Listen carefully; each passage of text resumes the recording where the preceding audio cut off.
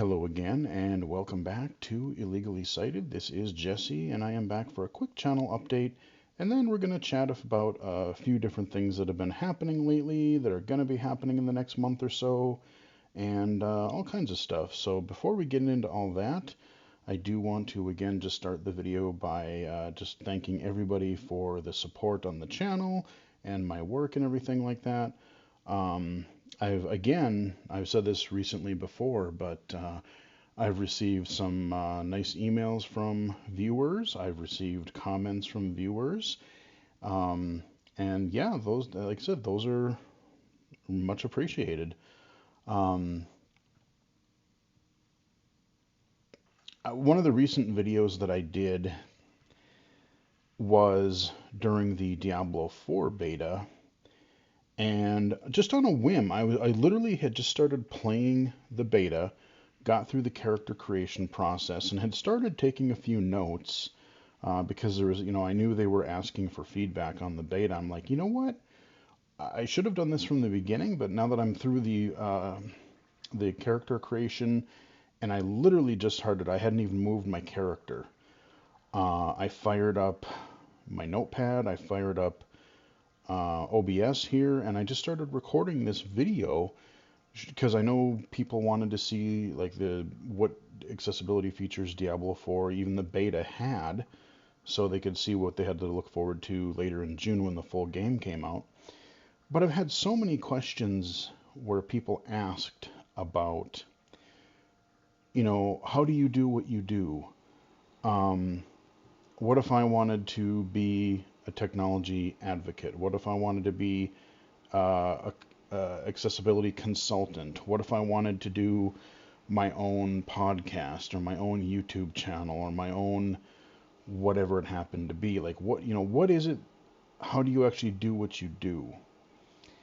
And I just started recording the process of me taking a look at a beta um, or a game. It doesn't have to be a beta, but this could be a fully released game. It could be a beta. It could be a demo, a pre-release demo or something. It could be a demo for a game that is already out, and I just wanted to give some accessibility feedback for a game, an app, a program, whatever. And that video really seemed to do well. People really seemed to like it. So I might try and do more of that type of video, more of that type of work in the future. Now, some of the stuff I won't be able to do because sometimes I am involved in projects that are under NDA to where I can't talk about them, at least until the game itself is actually out. But if there are, again, if there is an app or there's a game or there is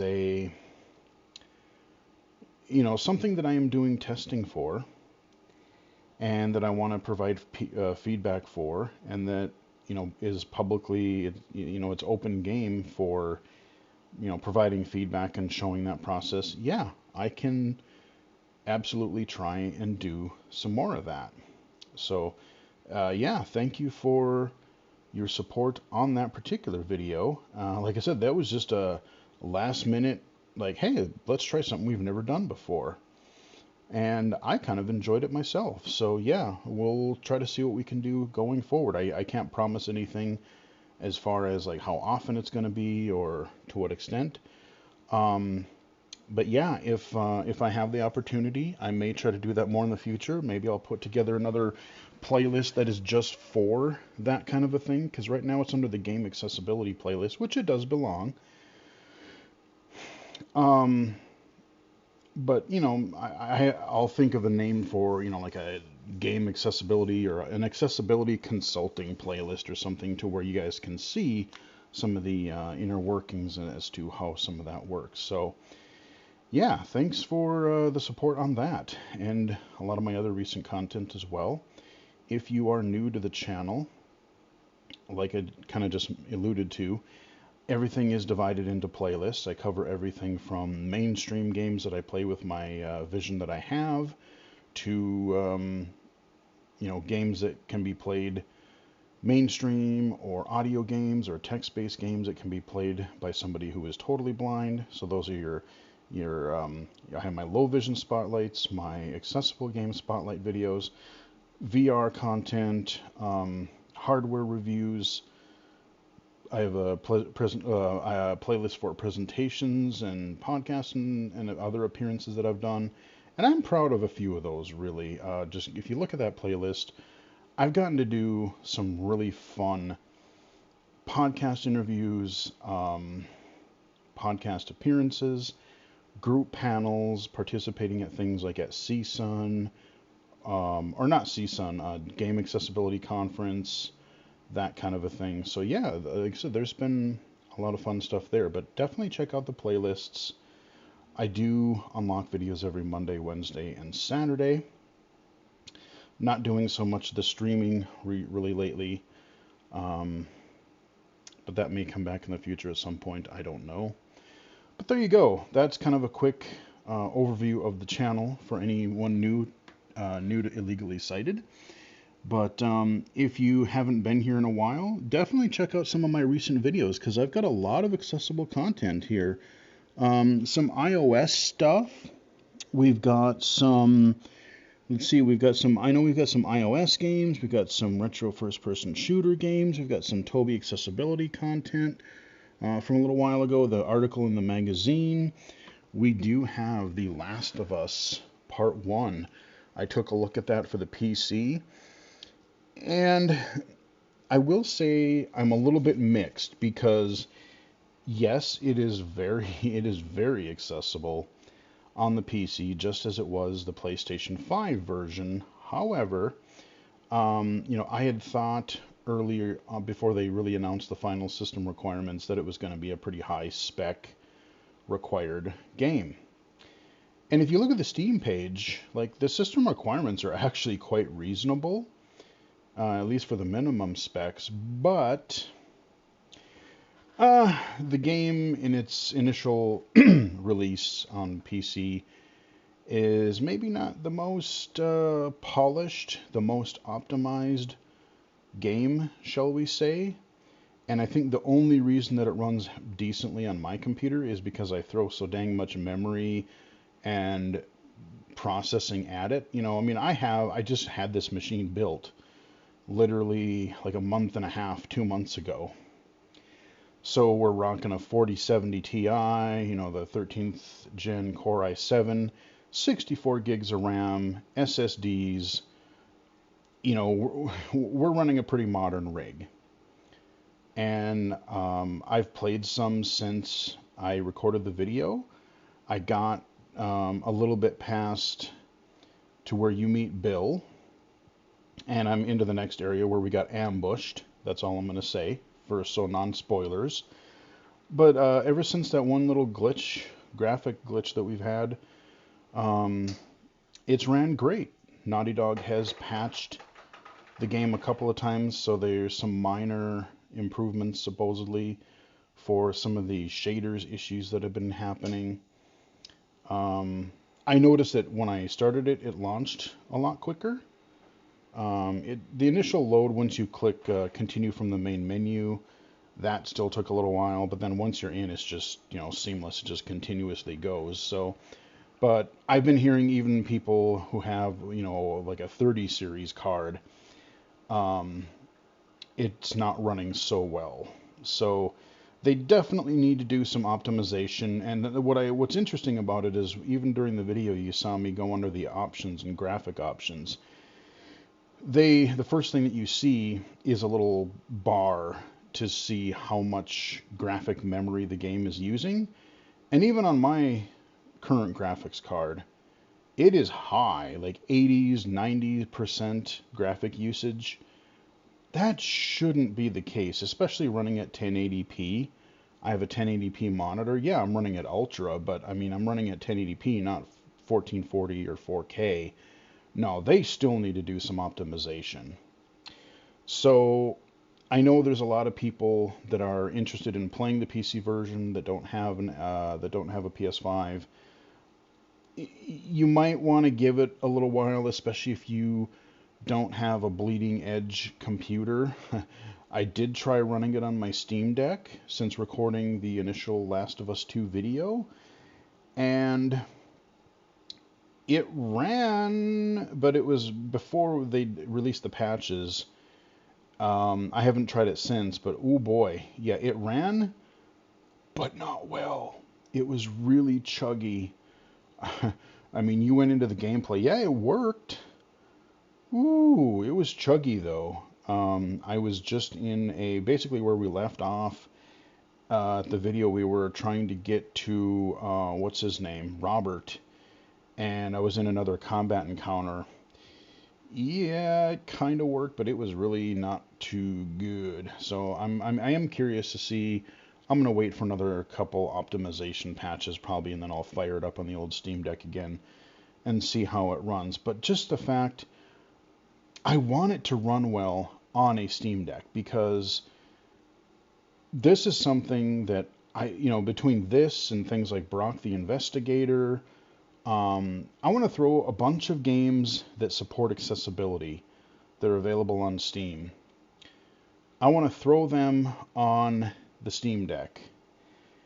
And then I can take this device with me. So if I'm showing friends, family, colleagues, maybe if I go to like a IGDA group again, when we start having those in person again, and being able to like show, like, hey, here's some examples. These are mainstream games that are totally playable. I don't have to bring a whole gaming rig or a beefy laptop or anything. I can bring the Steam Deck, and just think about the fact that, yeah, it runs kind of like crap now, but if they get it optimized, the fact that you can play something like The Last of Us in a handheld form is kind of nuts.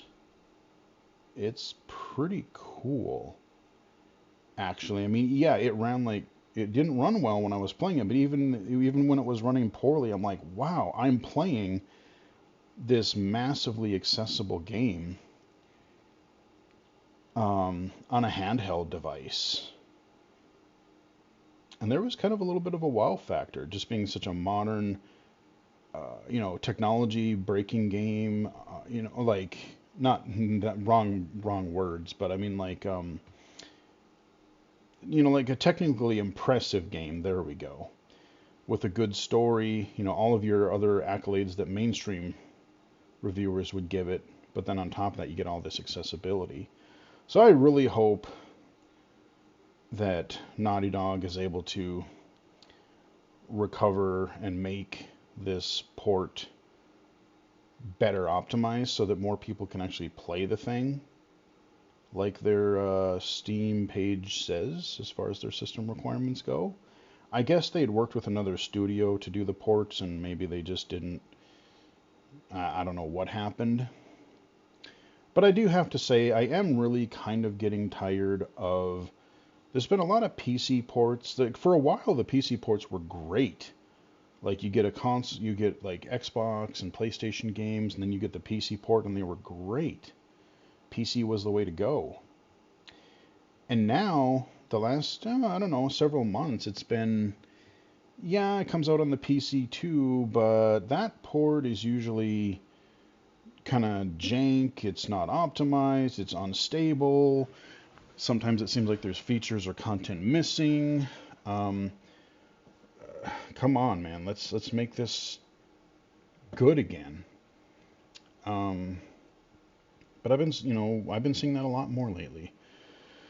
So that is an update on The Last of Us. I definitely recommend the game because it has all the accessibility features.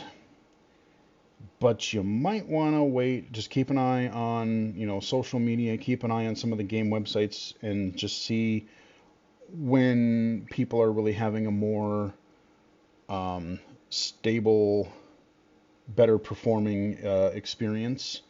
And then I would say, yeah, dive in, because otherwise it's a great port. Like I said, I think my machine, I'm just throwing technology at it and like just brute forcing it to work. So that is The Last of Us. Wanted to give an update on that because I know a lot of people were asking about it and were interested. So Definitely check out the PlayStation 5 video. I go into a lot of detail on the accessibility features there. I go into an overview I show how keyboard and mouse support works with the PC version in my recent recent PC accessible game spotlight video. So that is The Last of Us Part 1. And I am definitely going to keep playing it because, man, I kept telling myself last night as I was playing, I'm like, okay, I'm going to get through this part and then I'm going to stop. And then something would just keep me going, like, well, there's this one little encounter here. I think I can get through that. That won't take long. And then 3-4 hours later, yeah, it's a good game. So there's that. I do want to mention, so people still have time, you can register for free. Remember the European Game Accessibility Conference, GAConf, is coming up on the 24th and the 25th of April this month.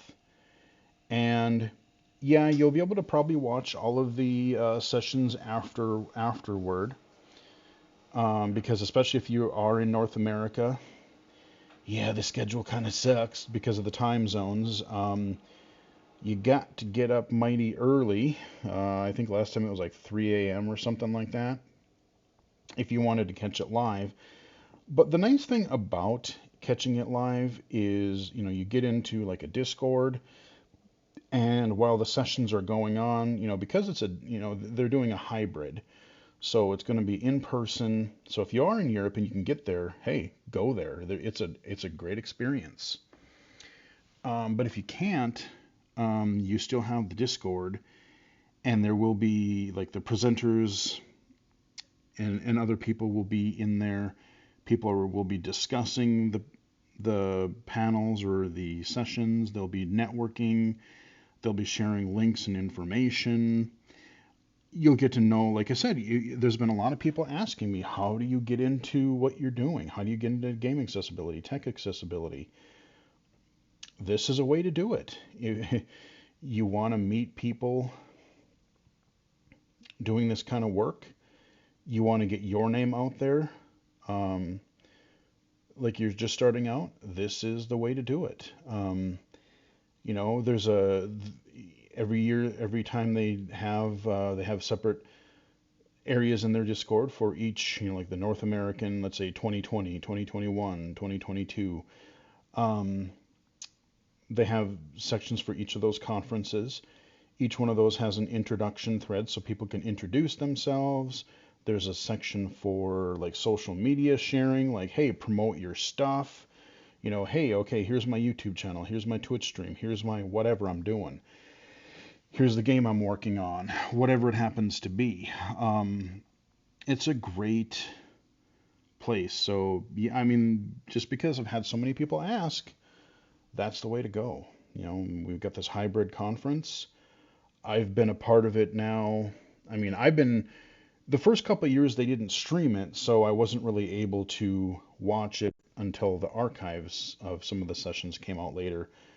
But I want to say around 2019 is when it took them a little while to get the sessions archived, but they started doing that more.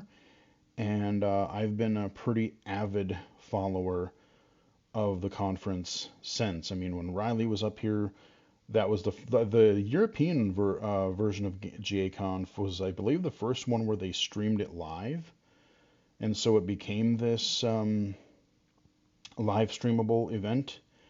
The one that I did my 2019 panel that I did down in California, that one was just in person. I don't believe they had streamed it yet. So once they did that European version, they've streamed it ever since. And it's been great. It's one of the highlights that I look forward to at least twice a year now. We've got a North American version, we've got a European version of GAConf, and I'm really looking forward to all the sessions. I always look forward to hearing what Ian Hamilton has to say. They always kick it off by our man Ian, giving an update as to what has been happening in the realm of game accessibility. And even from, what was it, like October last year, there's been so many things coming in game accessibility. Hell, since the beginning of 2023. I need to go back, and I said I was going to do it in an earlier video, and I just haven't done it yet. I need to start making a little cheat sheet before I get too overwhelmed. There's so many things that I'll want to talk about for the year in review at the end of the year that I need to start writing down my highlights now, because there's just been so many noteworthy games in general, and then there's been a good handful of titles that are already featuring good accessibility this year. 2023 seems like it's going to be a heck of a year, both for games in general and for game accessibility. So there's probably even things, like I said, there's little games that slip under the radar, and I'll be watching Ian's session and be like, oh, I didn't even know about that game. I better check that out. So yeah, Game Accessibility Conference. Just go to GAConf.org and you can register for free. And hopefully I will see some of you in the Discord later next month. So I want to make people aware of that. Other things that have been happening.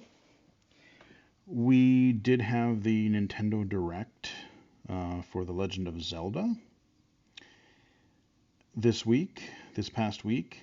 It was only a little 10-minute demo, but really I was kind of getting tired of the trailers because they really didn't show anything. Like, we knew the look of the game generally. We knew that it was kind of a sequel to Breath of the Wild. But the gameplay demo that they did this week was actually kind of fascinating. I still have some reservations on it. I don't know how well the game is going to perform on such an old, the Switch is getting kind of up there in years, so hopefully it'll run well. But, Nintendo's generally pretty good about that. It still does seem like one of their main mechanics that they had in Breath of the Wild that I really didn't like. This whole, so the weapon degradation thing, that's kind of a hot topic. I don't necessarily mind weapon degradation. I played the heck out of the Elder Scrolls, Oblivion, Skyrim.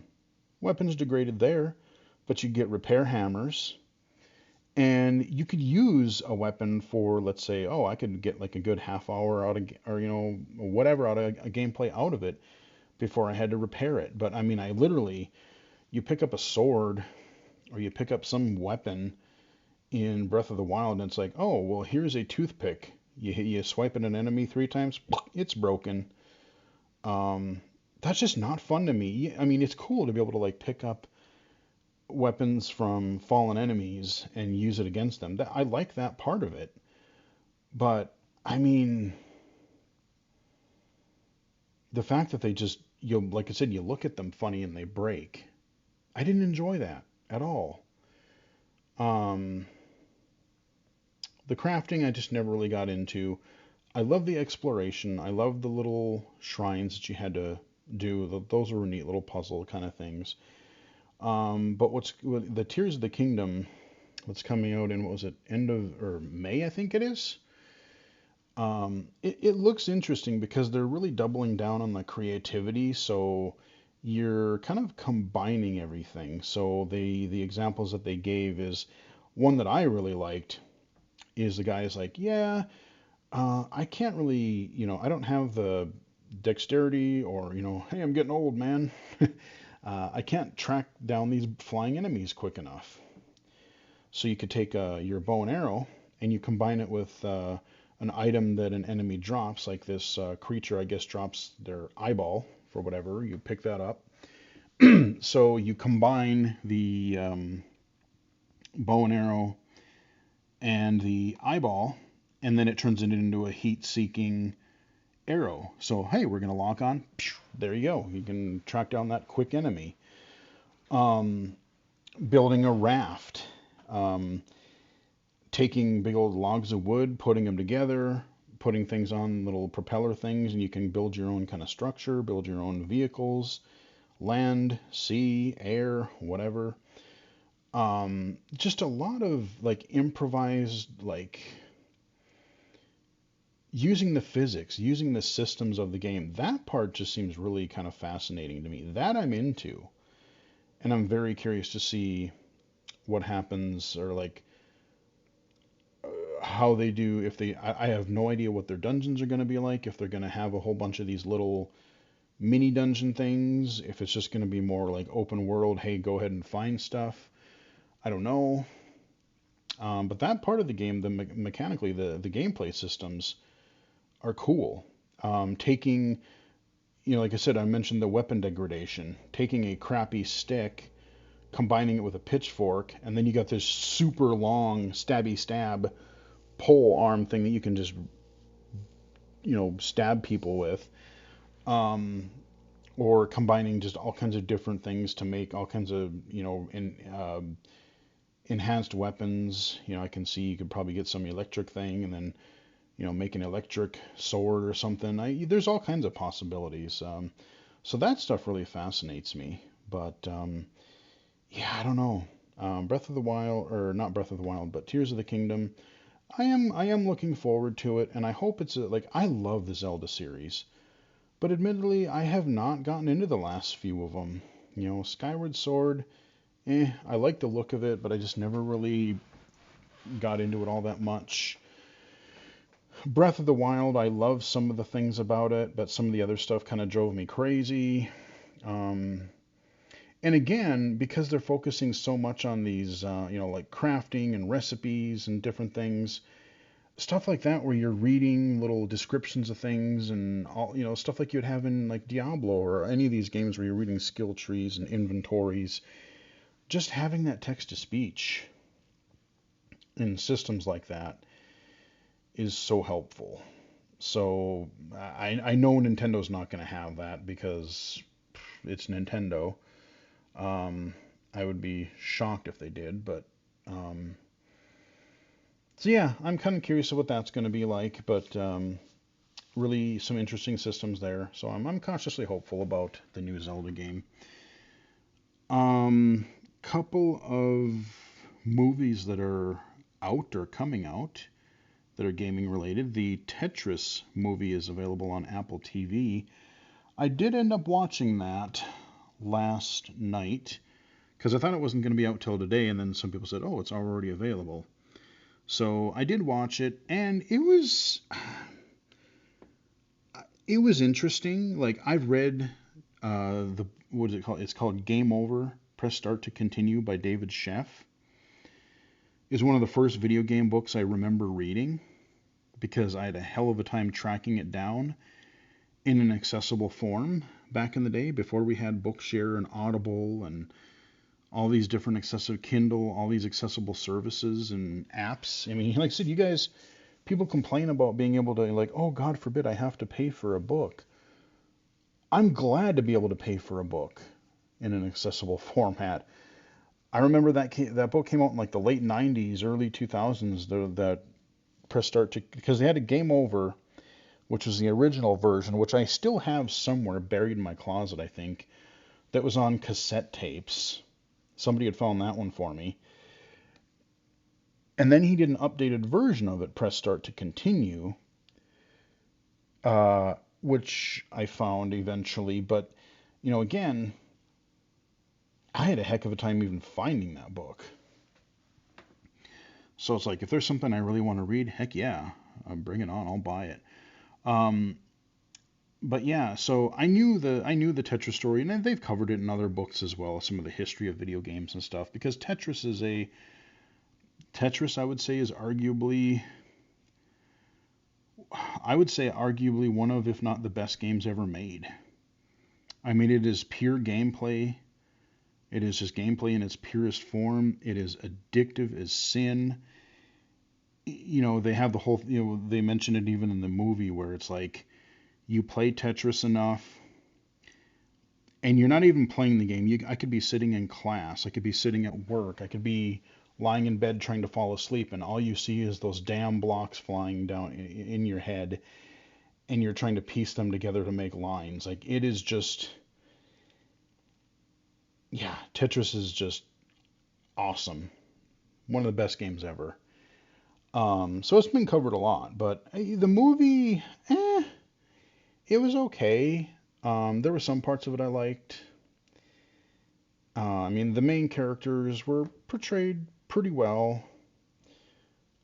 It seemed like it was told a little bit differently than I've read. I mean, I could see where some of it was coming from, but they kind of did these nice little overlays with like when they would set a scene or something, you would see the kind of 8-bit version of the building, and then the 8-bit style would kind of disappear, showing you the real building. They would do little scene cuts where like, oh, there's a car chase, and they would, you know, have the real life car chase scene, but then they would intermix it with like these little 8-bit um, versions just for style.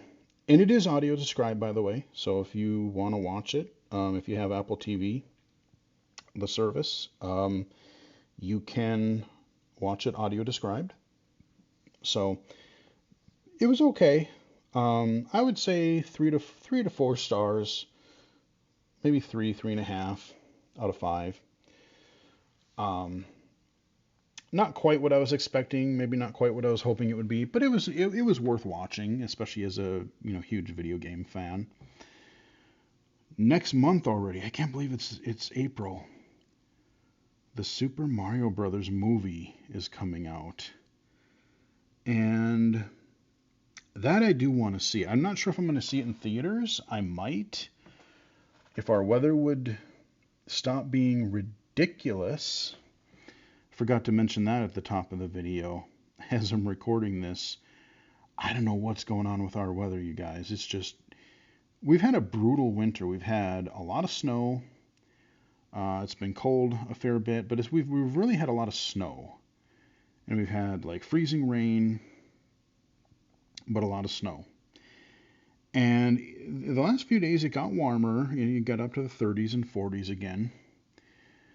But starting today, it started out where it was supposed to rain, and it did. And then it snowed a little, it did. And then it rained again. Now we have a thunderstorm. Then we're in a blizzard warning tonight from like 9 o'clock until 7 in the morning. And we're supposed to get, it was supposed to be 4 to 6. Now it's supposed to be like 5 to 10 inches of snow. And then it might rain again. And then theoretically by Sunday, we might be like 46 to 50 degrees. Talk about schizophrenic weather. Good God Almighty. It is just, I'm so done with winter, let me tell you that. I'm so done with this nonsense, and I'm really, really glad, really thankful that I don't have to travel to work every day, stand out in the cold, walk on the ice, and risk breaking my neck, as I've done so many other times. I don't have to wait for the bus. I don't have to take the bus. God bless teleworking. But I digress. The Super Mario Brothers movie is coming out, and like I said, I'm not sure how I am on the whole Chris Pratt thing as Mario, but I'm sure it'll be fine. But like, it's all the other characters, like Jack Black as Bowser, that amuses me. I don't remember who all the other actors are, but the Luigi part looks pretty funny. We got Donkey Kong in there. There's just a whole bunch of people have just overanalyzed the trailers and stuff like that. But it looks like a fun animated movie. Whether I see it in theaters or whether I wait till digital or whatever, I'm pretty sure I'll enjoy it. And I'm sure it will at least be more of what Nintendo is expecting, because, that 90s Super Mario Brothers movie, yeah, they made it, and it was out there, but it was really different, and it was not at all what any of us were expecting. It was like this weird, like Judge Dredd dystopian future movie. The Goombas were these weird, big, like ape dudes. They had Yoshi, which was this little dinosaur, like CG thing, or I don't know what it was. It's just a weird movie. Problem is, I can't find the original version of it digitally. It seems like the rights are um, not out there, so you can't really find it on Amazon Video or things like that. Because I kind of want to watch the original version again just to see, 20, 30 years later, just how batshit crazy it was. Um, but yeah, I'm really looking forward to the new one and looking forward to checking that out whenever I get around to it. Looking forward to that. And yeah, so that's most of what I really wanted to talk about. But we have one more topic to wrap up the video. And this one's kind of big. Um, a little while ago, last year, they announced that E3 was coming back this year, because of the pandemic and everything. We haven't had E3 for 2, 3 years. And we were supposed to have E3. And then we were also going to have Jeff Keighley's Summer of Gaming. We were going to have some other things. We already heard that, Microsoft, or not, well, yeah, Microsoft and Sony, Nintendo, that like the big three weren't going to be there. They were going to be doing their own events. But so then people were like, well, if the big three aren't going to be there, well, who's going to be there? I guess maybe it'll be a chance for smaller developers to get seen, to get noticed, concentrate on a lot more indies, a lot more third-party stuff. That could be a good thing. But then last week we heard from companies like Ubisoft and Sega. They pulled out. And then there was this speculation the last few days of, are we even going to have E3? Turns out, sounds like everyone has seemingly confirmed the last day or so, E3 2022 is dead. E3 2022 is no longer happening. And in a way, the way things are going, I wasn't really surprised. I almost kind of found it inevitable. But at the same time, with the way that everyone else is doing, like I said, with everybody else, the way things are going now, they realize they don't need this to pay a whole buttload of money to go to a convention center, set up a booth, pay for all their booth space, their electricity, their lodging, their travel. Yes, it's a great thing to have like a few days where everyone just comes together and it's just all about gaming. But everyone has, Nintendo kind of started it when they did their Nintendo Directs several years ago. And you notice that everyone else is calling their a direct, or we have the Sony State of Play, but there's a lot of people that are just saying the, whatever direct. So yeah, Nintendo really kicked off this whole thing, I think. But I mean, the E3 2022 getting canceled, that doesn't surprise me. But what I really wonder, they keep saying, oh, well, but we're going to be back for, 2024. I don't know that you are. A lot of other people are wondering too, but I think E3 might be dead. E3, as it's kind of been known for the past, what was the first one, 1995? Yeah. 20 plus years, I think that E3 might be dead. Because they were going to try to bring it back last year, and then they decided not to. And they kind of blamed COVID, or like, well, we're not quite out of it yet, but we were a little suspicious. Then it was going to come back this year. And it seemed like at least it was some form it was going to. But then everyone said, no, we're not coming, and the people that were going to come pulled out. And so this year is dead. And I have never been to an E3. I would have loved to.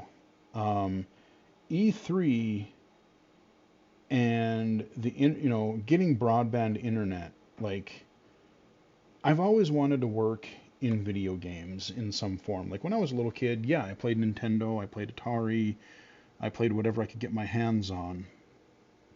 And yeah, I love to play video games. But I always thought, man, it would be cool to make these things. When I was little, I'm like, oh, I'll probably be a programmer. Maybe I can make programs. I can make games. Then I took some programming classes and learned very quickly I suck at programming. So that really wasn't going to be a thing. So I thought, well, there goes any shot I had about being in the video game industry. Well, then I started reading again. I got in college, I got broadband internet. I started discovering all of these websites out there. I looked at GameSpot, I looked at IGN. Hell, I was reading IGN before it was IGN. I remember when it was actually N64.com. And then they had to change it because it became IGN64.com. I remember, anyone remember the Nintendorks website? That was its own little community. Anyone remember that? I wonder if Nintendorks is still even around in some fashion. God, it's been years since I've thought of that. So then I thought, I was reading all these websites. I was like, well, hell, I could do that. I had a project for one of my college classes where I was supposed to build a website. So I built this just crappy little imitation, shall we say, of a website. I had no graphic creation capability, so I just made a stupid like gradient logo thing that looked really bad. It was all text. I think it was called The Arena. God, it was bad. Oh, I look back at those days and shudder. It's probably, you might be able to find it on the Wayback Machine somewhere. God forbid, please don't look because it's horrible. But the funny thing is someone actually found the website. They had emailed me, and they wanted me to write for their website. And there was a time in the late 90s, early 2000s, where I wrote for a couple of different websites because they kept going down, like websites just kept going under. Let's see, there was one that I wrote for, it was called Nintendo Eye. Because back then I had a lot of Nintendo systems. I was broke, so I didn't have money I didn't have a lot of money to have like a lot of other systems. And so a lot of what I was doing was Nintendo stuff. And I wrote for a website that was, it was called Nintendo Eye. And I did some reviews, I did some feature articles, that type of thing. I remember I imported a Game Boy Advance and a copy of F-Zero when that came out, because it was region free. And so that was a neat experience. I got to write about the Game Boy Advance, so we had coverage of the GBA before even a lot of mainstream sites were covering it, because I got it in my head that I'm going to import this sucker because it was reasonably priced. Again, it was region free, so when North American games come out, I could play them, and I did. So we did that. I mean, I remember like the Wavebird for the GameCube came out, covered that. Because before, you think about now, wireless controllers are everywhere. You go back to the 8 and 16-bit days, there were wireless controllers, but they sucked hard. They were usually infrared or some other jank technology that didn't work half the time. I mean, like I said, we take it for granted now, but like the Wavebird was the first controller that was like, hey, I can actually use a wireless controller, and the experience doesn't completely suck. That was kind of neat. But like all that time, I was reading the IGNs, the GameSpots. I was reading, we had there were people from Nintendorks there's this guy that wrote these really, really good articles about his experience going to E3. And I'm like, God, I'm starting to do this writing. Maybe if I'm working for this, Nintendo Eye. Eventually I worked for, they went under. And then I have no idea what happened to those people. But then I worked for a site called Nintendo News Online, NNO. I worked for them for a couple of years until they went under. So yeah, I was doing video game writing for a while. And it was one of those hopes that, like before back then, like you had to really know the right people, or you had to have a legit enough company, website, whatever, that had enough users, and then you might be able to get an E3 pass. So the big hope back then was, oh, well, if we build up enough of a website, we keep updating our content regularly, we put out reviews regularly, if we get a little bit of traffic, maybe we can get invited to E3. Because back then, E3 was huge. I looked forward to E3. And this was before streaming video. We didn't have YouTube. We had shitty little real player clips that were blurry, and like they weren't even direct feed. It was like, let's point at, people would point a camera at the TV and record video footage of the games that they were showing that way. Or if you got a direct feed video, maybe it would be like 20 seconds of a Mortal Kombat fatality or of a clip of a game. A lot of what they were doing was articles. It was you were reading about other people's experiences. Even that was cool. You get screenshots. But E3 was this, like, if you were into games back then, yeah, E3 was it. I mean, yeah, you had the Tokyo Game Show. I think you had Space World until they quit doing that in Japan. But E3 was the big thing. And it was always our hope, when I worked for one of these websites, that, because we were really, really small. We didn't have, we weren't even paid, really. It was a volunteer thing. We were just a bunch of dudes trying to get into the industry somehow. Like, hey, we can write just as well as anyone else can. And looking back at my writing from back then, that probably is debatable. But hey, we were trying. And no, we just got together, and there was just a whole bunch of Nintendo nerds that were trying to get together and write articles and reviews and sort of try to make our way into the industry somehow. And everything that we covered, we pretty much had to buy. We weren't getting free games. Everything that we covered, like I said, the Game Boy Advance, I imported it. I bought it. And that's why we were able to cover it early. Even nowadays, like people, I don't know how, I won't name names, but like every time I see Twitter, I'm like, they're always posting like, hey, I got this special edition box of this. Oh, look what Sony sent me. Look what Microsoft sent me. Look at what, blah, blah, blah, blah, all these people, all these companies, look at what they sent me. I'm like, how do you get all this free crap? I mean, yeah, I get free games every once in a while, and I appreciate that, But, yeah, I mean, we weren't, we were just tiny little websites, and we were trying to do our thing, and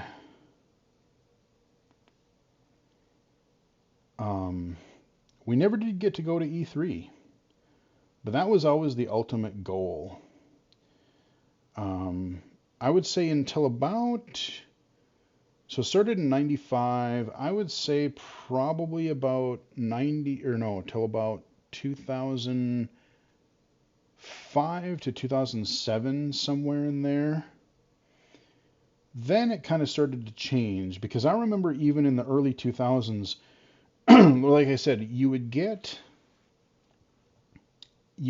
these articles from places like IGN, GameSpot, or whoever was fortunate enough to be able to go. But there were a few years in the early 2000s when Microsoft and Sony started doing these big press briefings. Nintendo was doing them. And you couldn't, because again, streaming technology, we didn't have YouTube. We didn't have all the stuff that people take for granted now. And I remember there was a few years there, and I have them somewhere in my bedroom. God, I'd love to dig those out sometime. Um, IGN and GameSpot would both put together these DVD box sets. They would usually be like 2 to 3 discs worth, maybe 2 to 4, depending on the year. And they would put together they would put together like trailers that were for the show, so they were high. You didn't have to download everything, because broadband was shittier back then. And, we didn't have like I said, we didn't have YouTube. We didn't have all this stuff back then. And you would buy for like $20 or so. I can't remember what they used to cost, but you would buy this box set of E3 coverage, and you would generally have a disc for Microsoft, one for Sony, one for Nintendo. You would have the long video for their E3 press show, their conferences.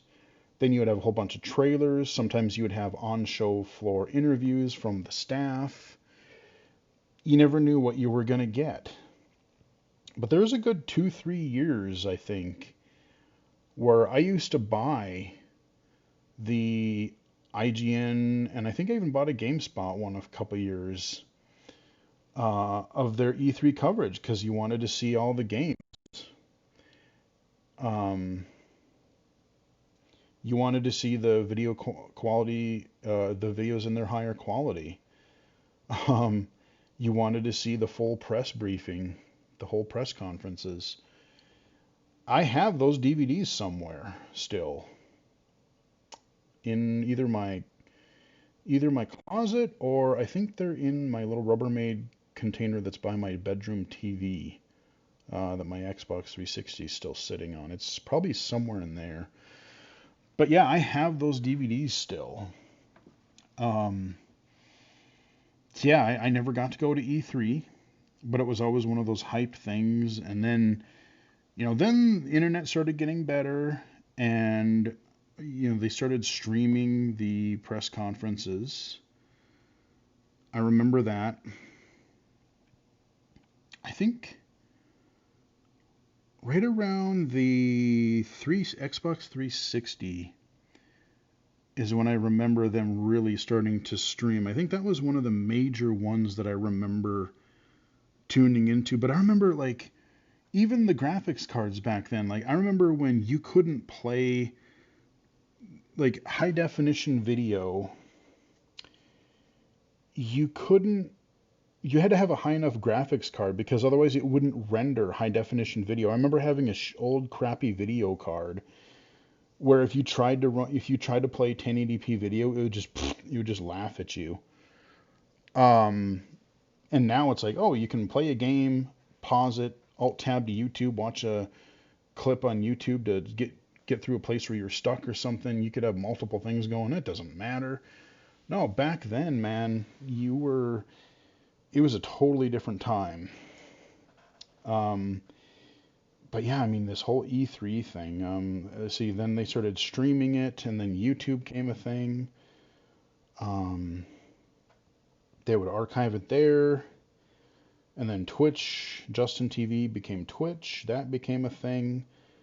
And like the last, like 5, 10 years, it's been not only can you watch the presentations, but now you've got people co-streaming, and like I would watch the weirdness of like, oh, let's watch someone else watch the conference. So if you have these websites that you followed, like let's say Giant Bomb, you would watch the press conference through their website, and then they would be commenting over it, and you would be watching. It's just a whole weird Inception kind of a weird thing of like, oh yeah, we're gonna watch the stream. No, we're gonna watch someone watch the stream. It's just weird, but I don't know. Just thinking about E3, um, because in 2008 or so, I'm trying to remember if it was 2008 or 9, because they used to have it in like L.A. and then they had it in. It was in another. I can't remember where it went. They brought it to another state for a year, and they tried to like downsize it a bit. and that really didn't go very well. And then they brought it back to California, and it didn't do like it wasn't E3 wasn't what it was in the late 90s, early 2000s, but it was a little better. But then eventually they tried to open it up to the public for a day or two, and then it was more focused on, because E3 is supposed to be like a trade show. You're supposed to learn about the games that are out there. That's where companies sort of make their deals. They find out like, oh, these are the games that are coming out. What do we want to cover in our stores this fall? But it got to be more of, instead of an industry trade show, it got to be more of like a public. You had things like the Penny Arcade Expo, PAX. You had other types of game events that would come up that would be more public, and that was sort of, I don't know, taking away from E3 a little bit. And then you had a few years ago, there was like I said, the ESA has been in some stuff lately, too, where the one year they leaked all of the they collect all the personal information from the attendees, and that list got leaked out.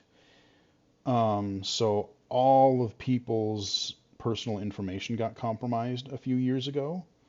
I don't remember what year that was what year it was, but it was like a few years ago that happened. And there's been other stuff with the ESA. I don't remember all of it, but there's kind of just been this steady decline of E3, I would say. Like I said, probably since about 2008, 2009. It was doing pretty good for a little while, but then, like I said, Nintendo pulled out and started doing their Nintendo Directs. They would be on the floor, but they wouldn't do their press conference live.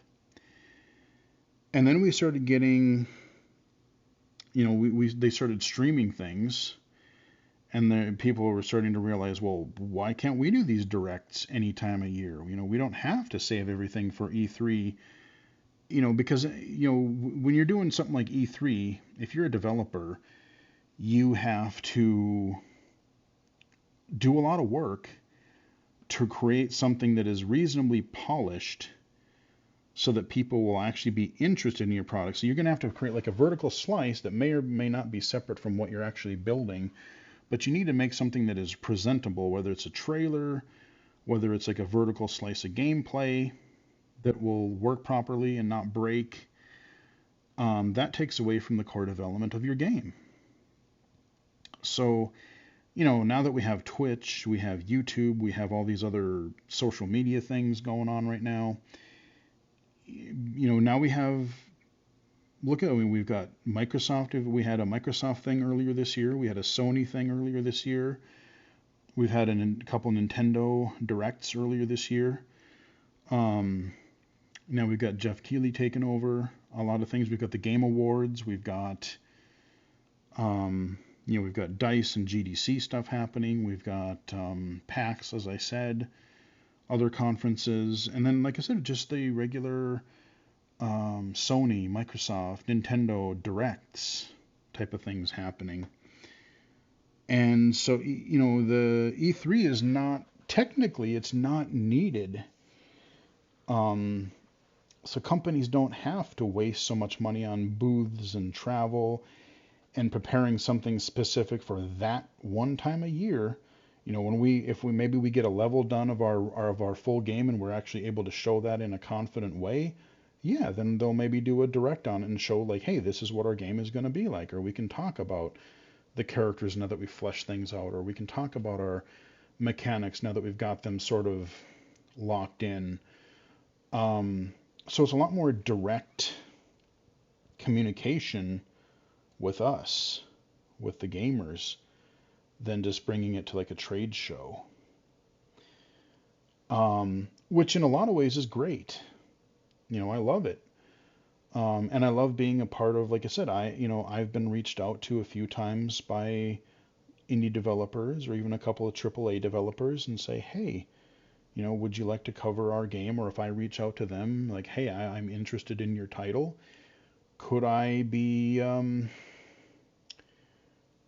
could I work with you to cover your game? And sometimes it's worked.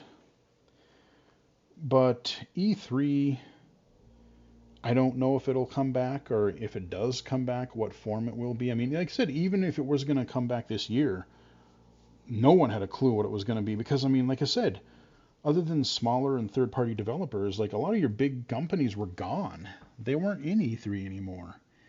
So what was it really going to be? Um, if it does come back in 2024, I have no idea.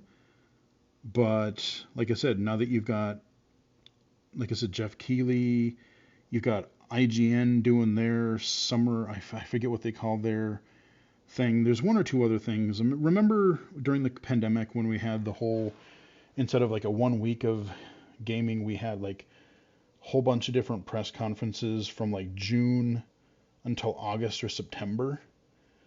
I could see like, hey, let's make the mid-June the sort of spiritual successor week to E3 and be like, okay, we're going to have our events around this time roughly, maybe just even try to keep it in the month of June. That could be okay.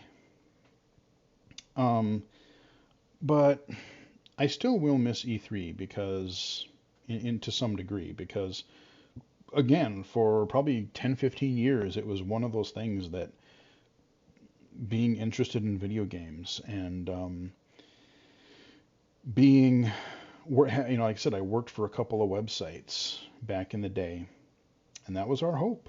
That was kind of one of our ultimate goals is, man, we want to see these things live before everybody else does. We want to get our hands on the new games, the new systems, and be able to write about them, be able to cover them, being able to see all the, in the 90s, E3 was this big spectacle, probably more than it should have been, because it was all the loud music everywhere and booth babes and all this sort of what people would probably call macho stuff right now.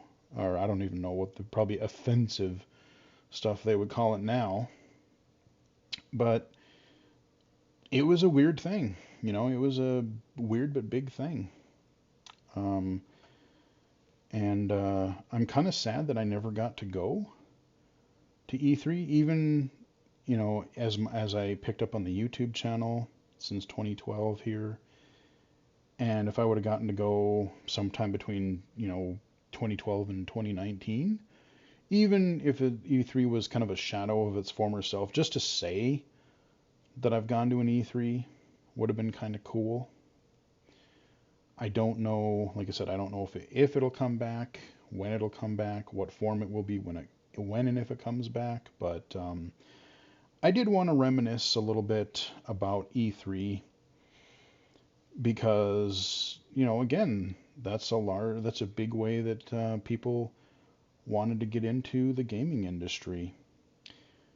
But I think it's really interesting how things have changed. Like everything had to be in the 90s and early 2000s, like everything was filtered through the game companies themselves or the manufacturers or big journalistic websites. Like I said, your IGNs, your GameSpots, your whatever, magazines even. But now, any idiot with a microphone or a camera can just, post audio, post video for free, podcasts, YouTube. Look at me, I'm just babbling on and on here. But it's kind of cool because some people do that really, really well. There are sites, there are documentaries, there are different things on YouTube and podcasts that I love that are, better than what you would see on something like G4 TV back in the day on TV. There are much better review shows or much better like video reviews or historical documentaries on technology and gaming or any topic under the sun that you'd want to watch or listen to. So, yeah, I just wanted to talk about E3 because it's canceled this year. I'm kind of curious. I don't even know. I know Microsoft is having their keynote and then their, what is the game? Starfield Direct on, I think, June 11th. I don't know when Sony is going to have theirs. I'm guessing Nintendo will have something thereabout-ish.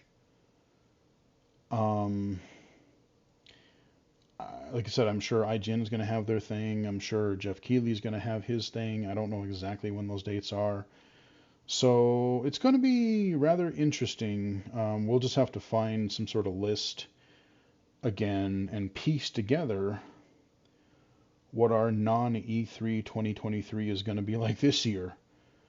Um, I'm thinking I will be around for it. Last year, I know I had to go, I had some family stuff right around the time of E3, so I wasn't able to do much live coverage of the different events that were happening. I kind of did a little catch-up video on it, but it depends, if I go see family then, or if something, I know I've got that time of summer is actually busy at work for me too, because we do a lot with our transition students, and they have summer transition programs and such around that time of year. I know XR Access is going to have their symposium. I think that's in mid to late June.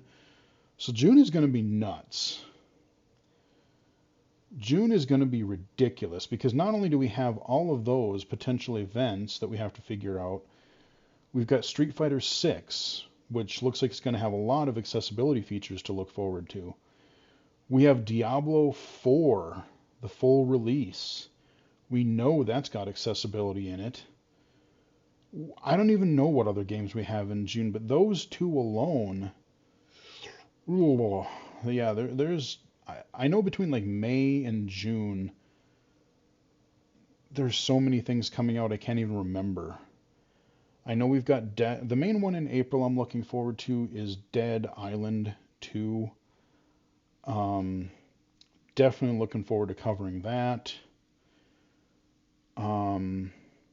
There's this, I can't remember if it's April or May, there's this, what is it called? Lego 2K Drive that kind of looks like this semi-open world arcadey racing game that actually, low vision wise, they've got all these little glowy checkpoints and glowy arrow things in the world that make it look like it's going to be a fairly good low vision friendly game that looks just a lot of fun, that I didn't even know about until earlier this week, and now I'm kind of looking forward to it. It's kind of jumped way up on my wish list. So we got that. We have so many games, you guys. We have that vampire game coming out in May that I'm curious about, that I can't remember the name of. It's a Microsoft gig. The vampire first-person shooter. Redfall? Is that it? I think. So yeah, there's going to be tons of stuff going on the channel. That is not going to be slowing down at all. I've got my day job, I've got my Microsoft work, my XR Access, my whatever consulting happens. Yeah, I'm going to be keeping plenty busy. So that is just a rambling about E3. Like I said, I'm very curious to see what happens going forward.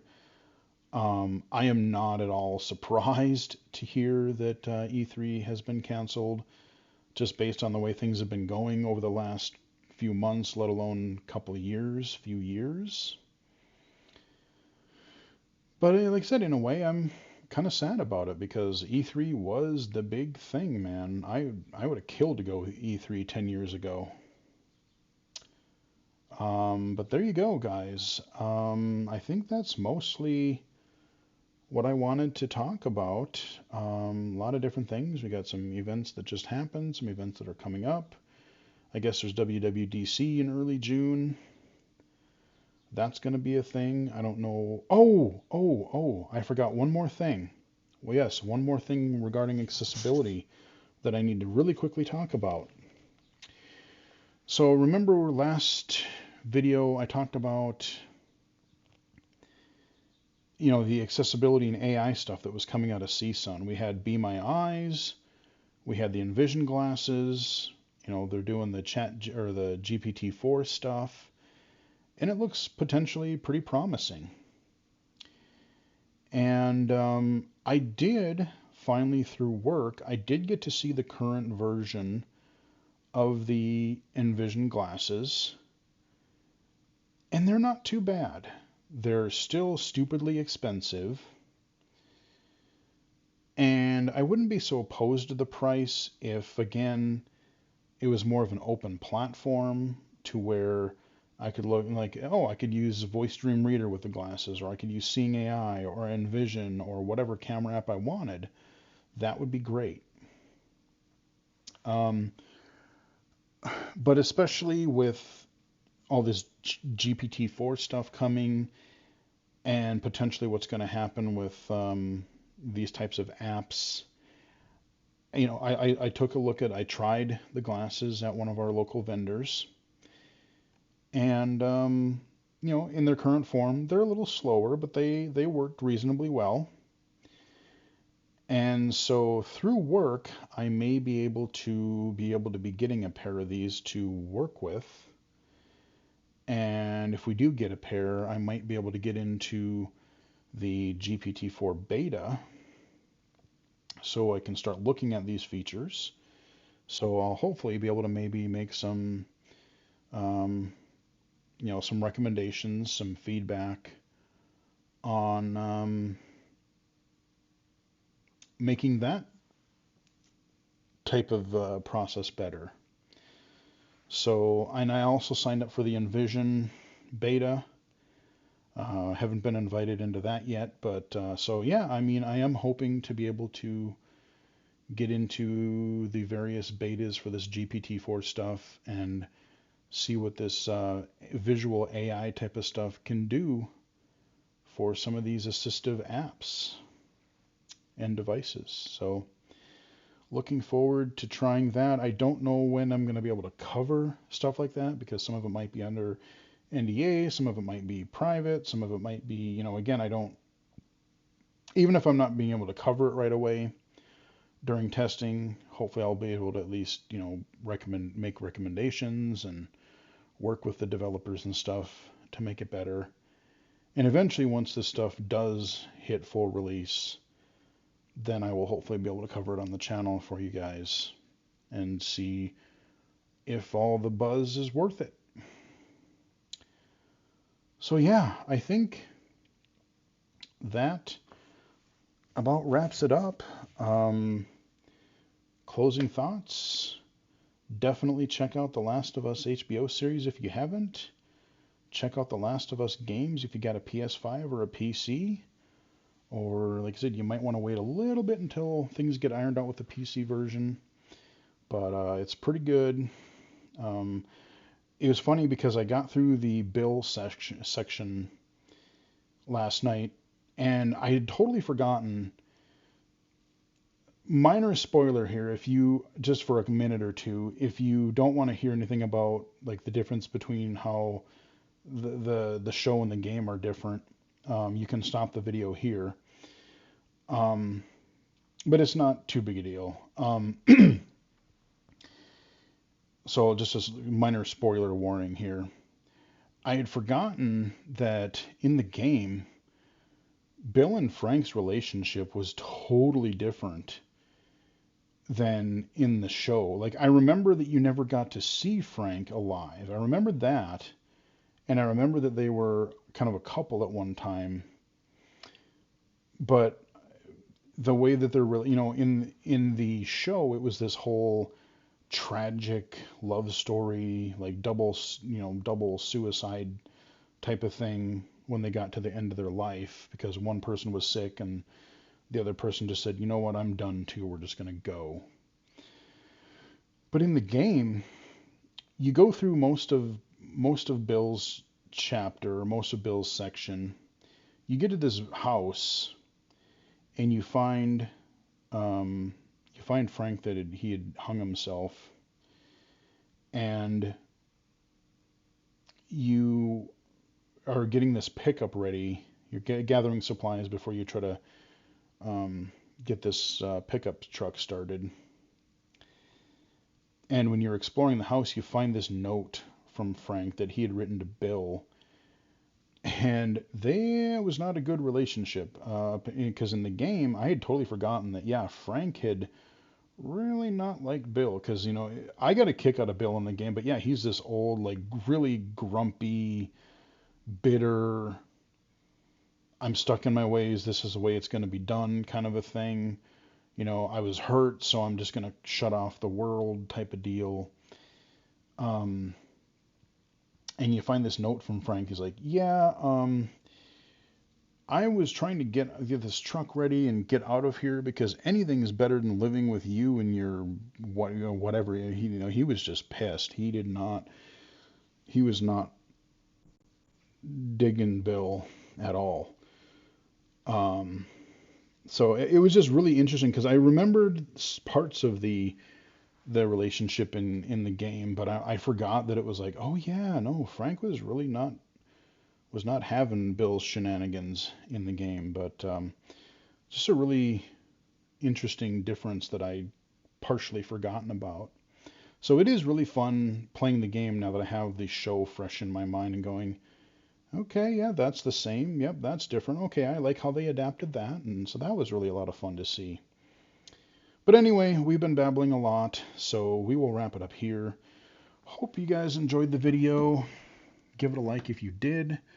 Follow me on Twitter at BGFH79, twitch.tv/illegally-cited, illegally-cited.com, right here on YouTube.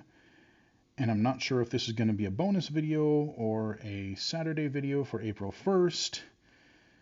I don't know. I think I'm going to hide from the internet on April 1st because, well, you know, it's April 1st. Reasons. So anyway, hope you guys enjoyed the video. And until next time, I will chat with you guys all later. Later.